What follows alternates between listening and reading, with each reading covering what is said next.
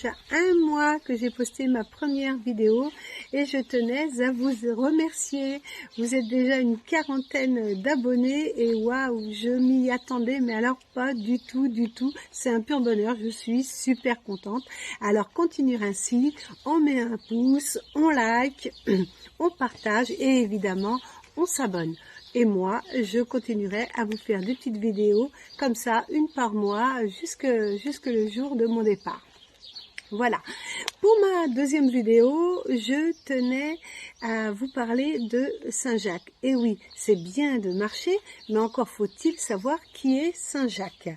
Donc, j'ai glané 2-3 renseignements, j'en connais quelques-uns, donc je vais essayer de faire court et le plus complet possible. Du moins, je vais essayer. Voilà. Donc, qui était Saint-Jacques? Eh bien, Saint-Jacques était l'un des 12 apôtres de Jésus. Il était même un de ses préférés. Après la mort de Jésus, puis à sa résurrection, Jésus demanda à Saint-Jacques de partir avec quelques disciples évangéliser l'Espagne. Malheureusement, Saint-Jacques rencontra beaucoup d'obstacles et de difficultés et il échoua dans sa mission.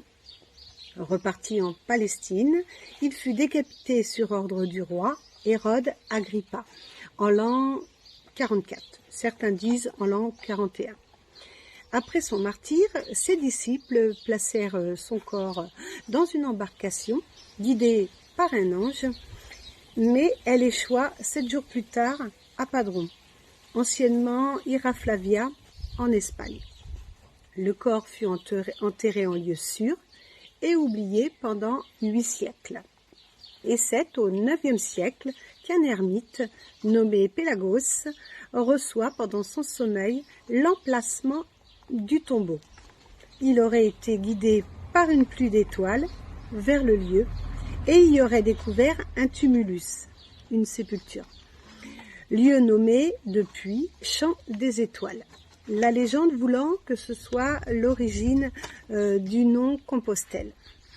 Aussitôt avisé, le roi Alphonse II y fait édifier une première église à l'emplacement de cette découverte, en y abritant les reliques de Saint-Jacques, qui deviendra avec le temps la grande cathédrale de Saint-Jacques de Compostelle.